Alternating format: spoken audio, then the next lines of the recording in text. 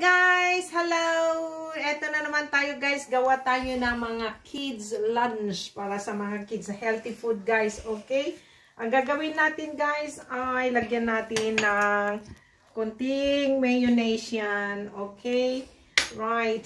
Ang lagyan natin ng konting carrots. Lagyan din natin yan guys ng cheese. At lagyan din natin yan ng ham guys. Para sa mga kiddos, ganyan lang po yan.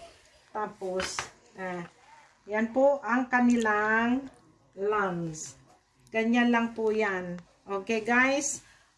Post ko yan. Okay guys, eto na. Nagawa ko na yung pambata. Ay, yung para sa akin naman guys, ay lalagyan ko siya ng tomato. Kasi guys, yung mga bata, minsan ayaw nila yung tomato. Kaya eto guys, lagyan natin siya ng tomato. Okay, can you close it kuya? And that's it. And just like that guys. Ganito po yon guys. Tapos po kakainin po natin ganon.